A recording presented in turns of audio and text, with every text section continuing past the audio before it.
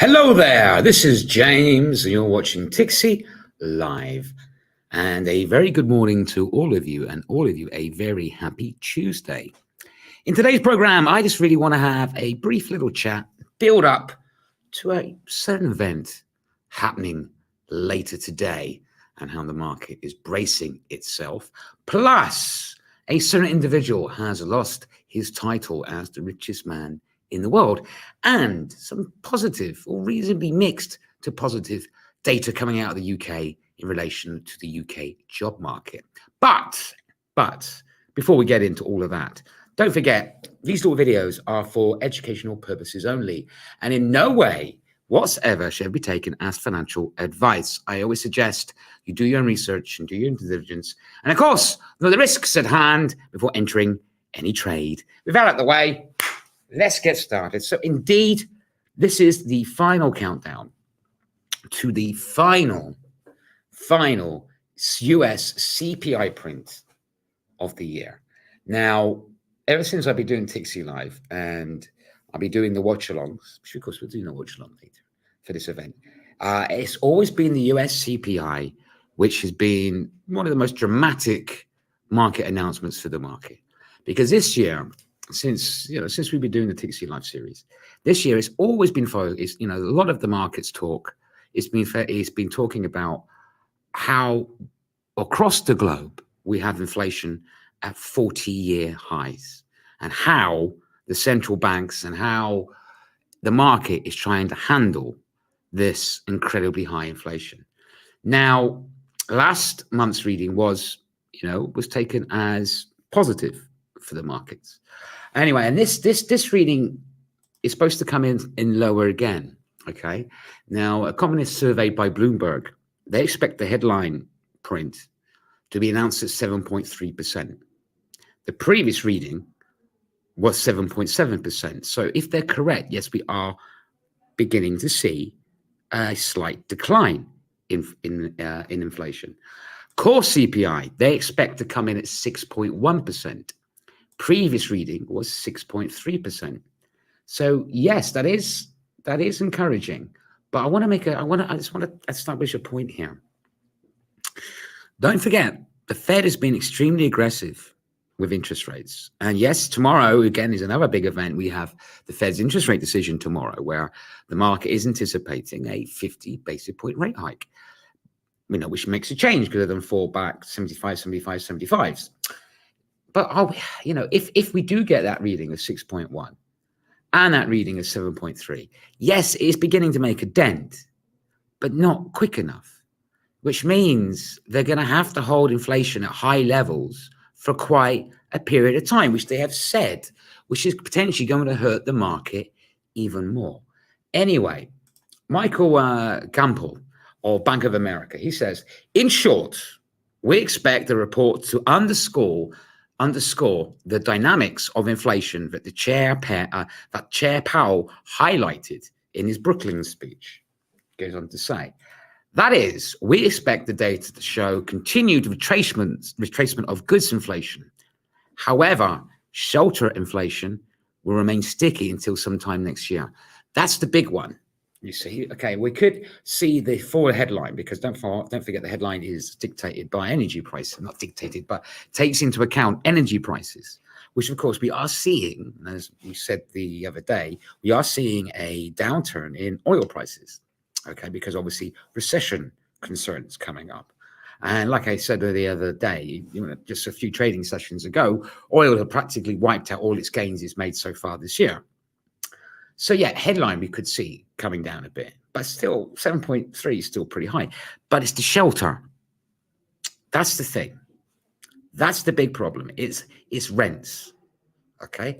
Don't forget, with high interest rates, it's going to make having a mortgage more and more expensive and more difficult, especially to get on the ladder. So that means you have to go to rents, which also means the demand for rent goes up, which means rental prices go up. And shelter has always been a big thing with the CPI, okay, over the last couple of trading sessions or last couple of announcements of the CPI. So shelter is going to be a big problem. Are we going to see we're not going to see a downturn of that, because that is making it more difficult for people to live. So that's going to be a big issue. So I do agree that's going to be a major problem. As well as that, he also goes on to say, core service inflation, excluding shelter, okay, so not including shelter, should remain elevated. So we're saying core, which is really vital, it's day-to-day living, you know, it doesn't take in energy and food, it's going to stay elevated. And at 6.1, that's still very high. Still very high. Like I mentioned in the last announcement, when it came in at 6.3, opposed to 6.4, what the market expected, it still was at the level it was at in July. So we're not seeing a massive downturn. But as it is, like the battle against inflation continues. And like I say, this potentially could be a massive event. Are we going to see fireworks? Potentially. The last reading we did, about 3 weeks ago or 4 weeks ago, there was an awful lot of drama in the market. Are we going to see fireworks again today? Potentially, we could do. Can I ask this once? What's the difference? Hang on, agents. Can I ask what's the difference in between each reading and what is it seasonal adjustment? Is if there's something that can affect the final? Again, different. Like I say, core doesn't take into account food, okay, and energy. Headline rate year on year takes into account energy, oil, and food. Because the way they do it, they look at it, is that they can't control the volatility of energy prices and of food prices, supply and demand. They can't control that. But core, again, takes into account shelter, clothing, durable goods, things like this, that sort of thing, travel and stuff like that, services. That's what core really sort of focuses upon. Whereas the headline takes into account everything, but it also takes into account energy and food. But good question. Good question. And what I want to say, what's the last bit? Is there something that can affect the final, the seasonal adjustment? No, like I say, like the seasonal adjustment depends on the time of year, what type of industry, but it's not massive. Thank you. You're welcome. You're welcome. So can we prepare for what? Fireworks? Yes, potentially we can. And because, like I said, the last time we did it, there was an awful lot of drama and potential market.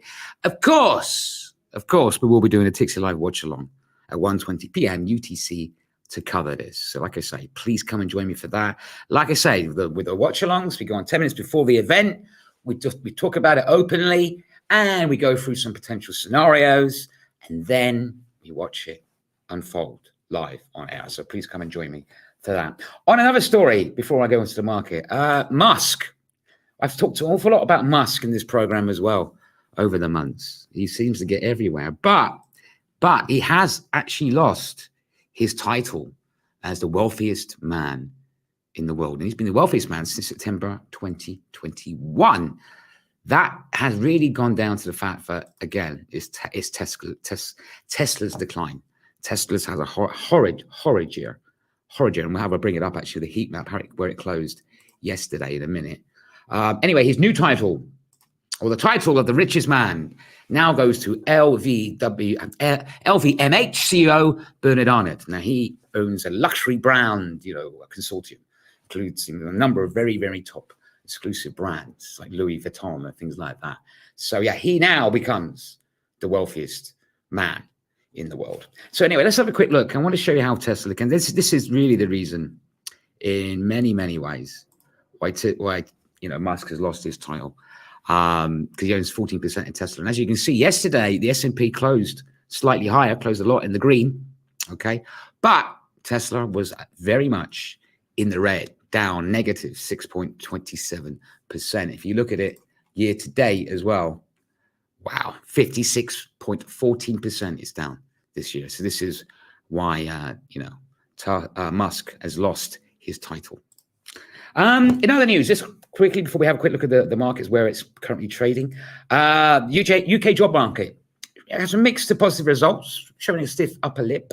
Average earnings, not including bonuses, was announced at 6.1% versus 5.9% expected, so better than anticipated. Unemployment did rise. Okay, it was 3.6 previously, did rise to 3.7, but that is what the market expected anyway. So showing slightly robust, slightly still stable UK job market. However, claimant count came in at negative 30,000. So not so good on that. More people, plus 30,000, more people signing on for unemployment benefit for the first time. So that's something to bear in mind. Let's have a quick look at the market anyway, as it stands at the moment, see where everything is. Again, as you might anticipate, as you might anticipate. Looking at sterling on that job data, it did get a little bit of a boost on a reasonable, like I say, mixed to positive job data. Still, though, a little bit sideways at the moment, as you could tell, because it would be as we build up to the CPI announcement.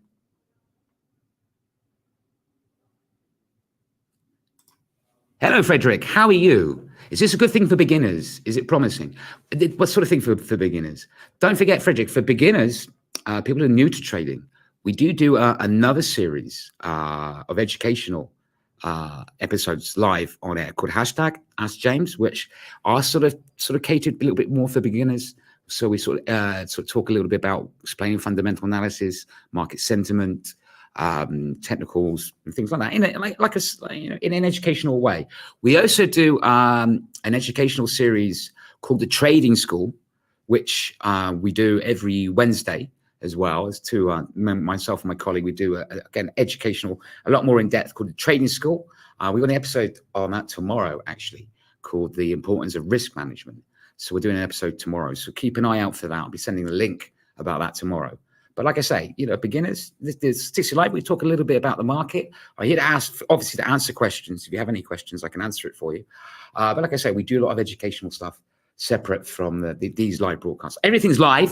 It's still tixee Live no matter what. It's tixee Live, the market show, tixee Live, the watch along, tixee Live, hashtag Ask James, and tixee Live Trading School. So those are all the different series we do. Yeah, so like I say, again, as you can see, we are a little bit tepid, as we could expect. We're going to expect this majority of the day as they're waiting for the CPI. I'm not expecting an awful lot of action.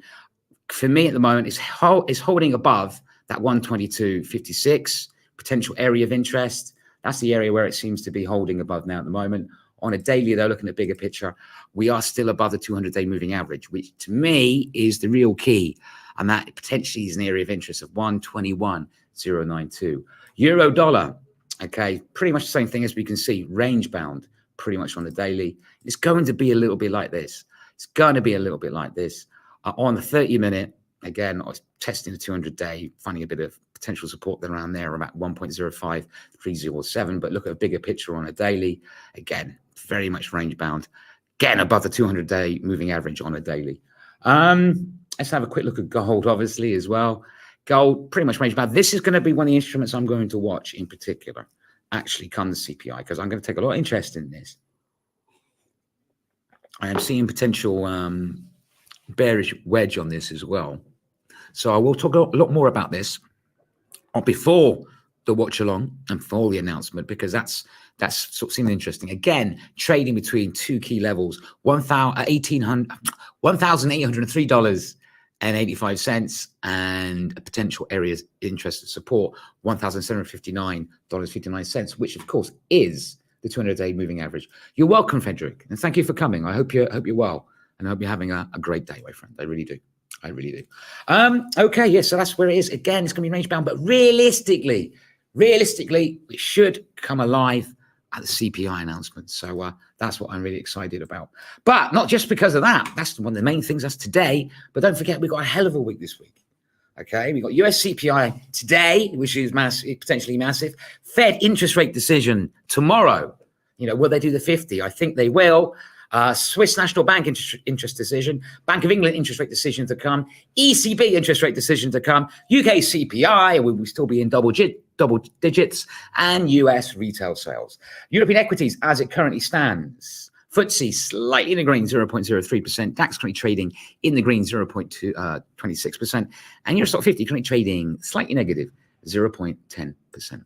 Don't forget, like I say, you can ask me questions anytime you like, or just simply say hello if you like. Or share with me your opinion. Let me know what you think. And things like that. Don't forget.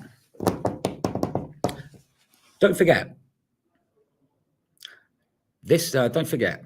If you think of a question later, you can put it in the comment section, either on YouTube or Facebook.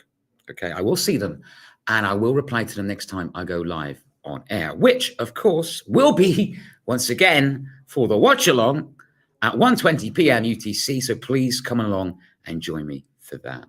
If there is no more questions, not a problem.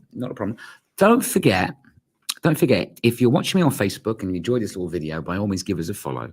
If you're watching me on YouTube and you enjoy this little video, subscribe if you like. Hit the notification button so you know next time when I'm going live, which of course we know it's 1:20 p.m. UTC today. Anyway, if you enjoyed this video, find it interesting, useful, and you've put up with me, and give me one of these. It's nice to know that you like what I do. Anyway, till next time, don't forget, these little videos are for educational purposes only, and in no way whatsoever should ever be taken as financial advice. I always suggest you do your own research and do your own due diligence. And of course, know the risks at hand before entering any trade. Till next time, every single one of you, trade safe.